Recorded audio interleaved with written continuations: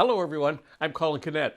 Today I'm having an in-depth look at the biscuit joiner or plate joiner. I don't know if there's any woodworking tool that's had so much controversy, but people have had issues with it, and today we're going to look at what we can do to solve all of those, so stick around. I'll be honest with you, this is not one of my favorite tools. I used to own one of these years and years ago. I had many problems with it. It was very frustrating for me to use. I finally ended up selling it. But recently I purchased a used one. You know how much bad luck I have with used power tools. I paid well over $100 for this used, and it does work, so I don't know how long it's going to last me, but hopefully longer than the other corded tools that I purchased. So let's have a look at it. A biscuit joiner is used to cut slots in material, and the biscuits themselves come in 3 different sizes: 20, 10, and 0. And there's even another one which I don't even have, an even smaller one. The 20s are easily the most popular, and basically they sit in the slot like this, and then you have another mating hole in another one, and they slide together like so. The wooden biscuits are easily the most popular among woodworkers, but there's also something called mechanical fasteners that you can get, and they are typically metal or plastic or nylon, and they serve the same kind of purpose. They look a little bit different, and they work really well because they actually grab one another. So if you're interested in that, you might want to look that up, and I'll have details in the article on Woodwork Web. There's actually a surprising number of settings on a biscuit joiner, and this one is no exception. First of all, they have a plate on the front, and most of them you can adjust that up and down. For almost all of the cutting you would ever do with this, that plate will be down like that, and I have that locked. The other setting that you'll be needing to make is according to what size biscuits you're going to be using, and I mentioned earlier that the 20s are by far the most popular, and this one you can see that it's set at 20. The other thing that goes along with this, there's always a stop, and most of them that I've ever seen are adjustable. Now when I got this machine, it was set at 20, but this stop here was not quite deep enough. I had to adjust this a little bit to make the slots a little bit deeper because the 20 size biscuits weren't filling in as deep as they should have. So I did have to adjust that. The other thing, this whole carriage can move up and down so that if you're, depending on the thickness of wood that you're using, you can set how deep the blade goes into the wood. In this case, I have it set for a 3/4 inch board, and if you look at that blade, you'll see that that blade would drive into right about the middle of a 3/4 inch board. On the top, you'll see some alignment marks, and those are to set to an alignment mark on your wood so that when you drive that blade in, you can do the same thing on a mating board so that those two will slide together and be in the right position. I've taken a moment to plug the machine in. I just want to demonstrate what it looks like to cut a slot into a board, and you notice coming out of here there'll be a tiny bit of wood that'll exit out of there.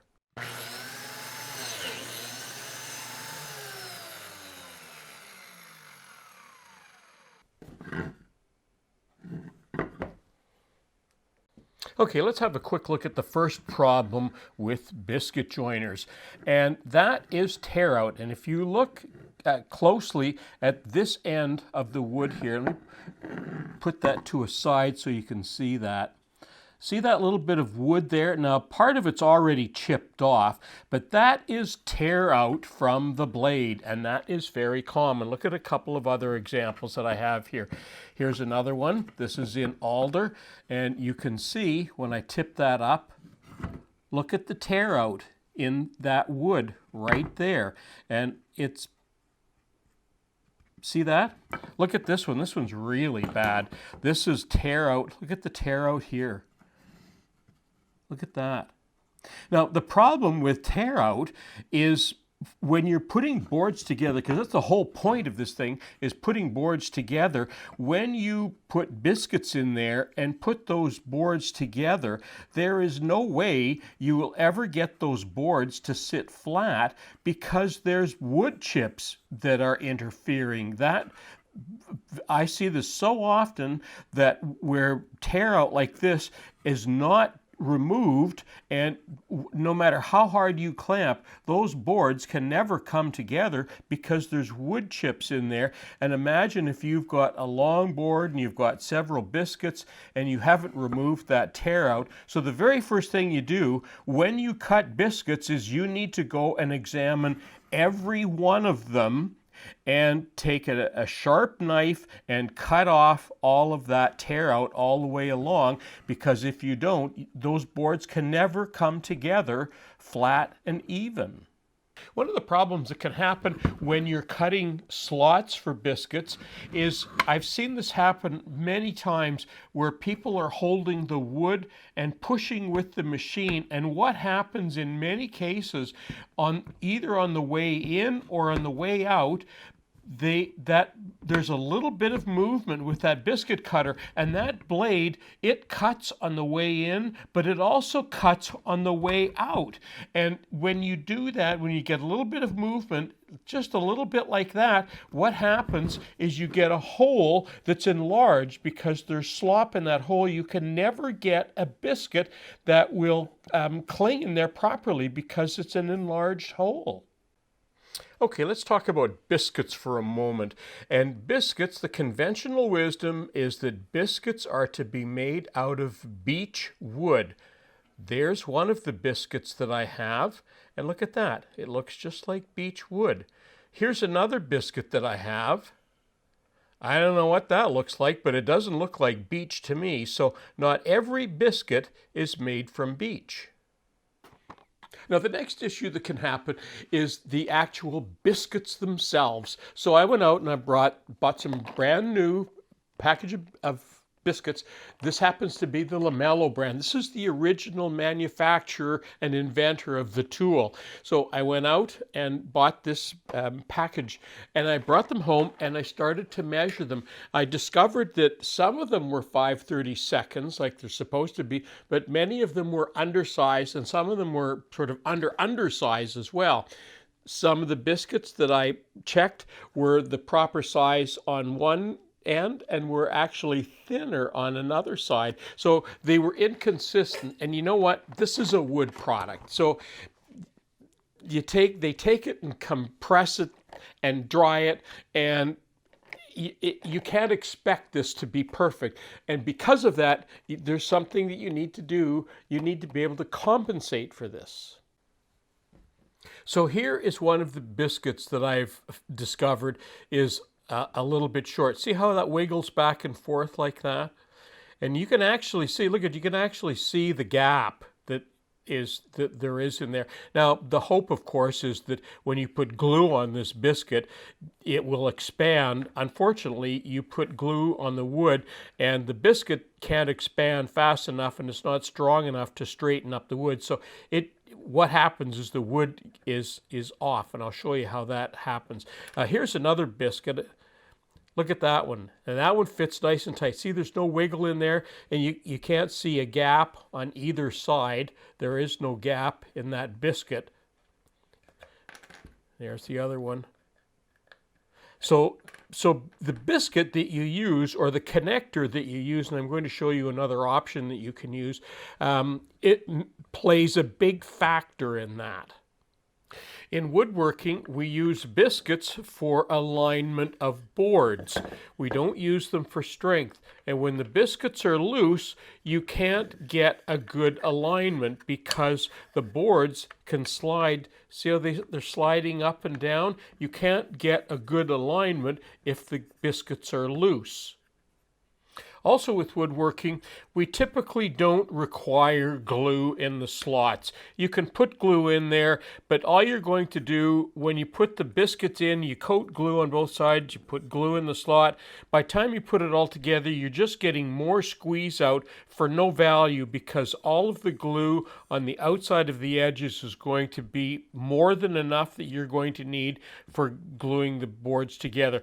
The biscuits, we've discovered now, don't add any strength to the bonding. So the truth is, you don't actually even really need biscuits, because you're not gluing them in. And honestly, these things are not, you know, you take any biscuit you want, they're not strong.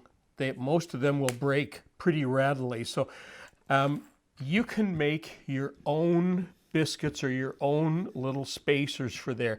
Now, the first one I made, and I've just used some of this darker wood here, this walnut, just so that it stands out. Now look at the first one that I made.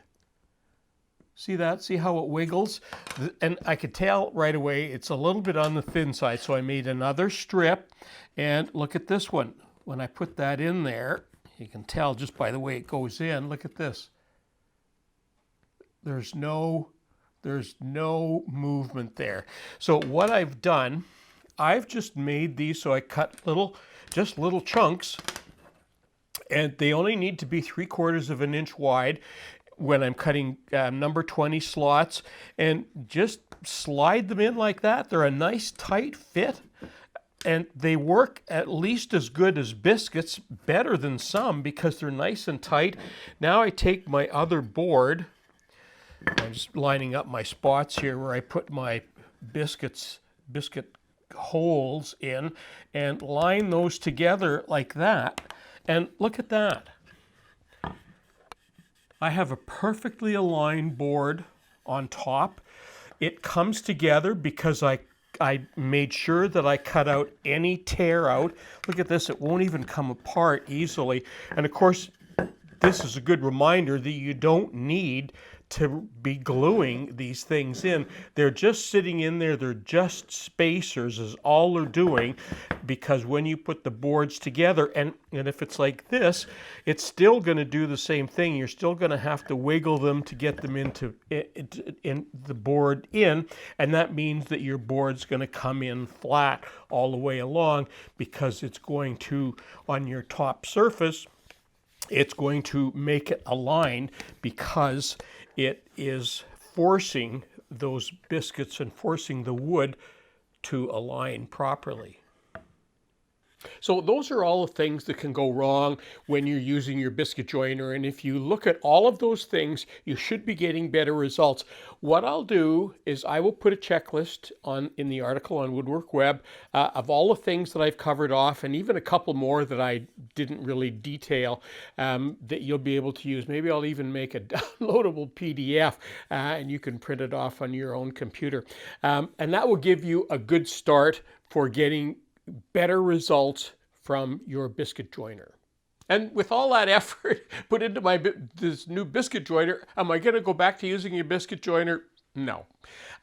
Several years ago, when I was having trouble with my old one and I got rid of it, I moved to a new system. And if you've been following me, you know that I've gone to the Dalmac system, and I use it mostly for joints. But I also discovered it makes an excellent joinery tool. And what I do with mine, you can see where I put the face edge on top. But look at, I use dowels, and look at the difference. You know, there's a biscuit. You can see how much thicker a 3/8 dowel is.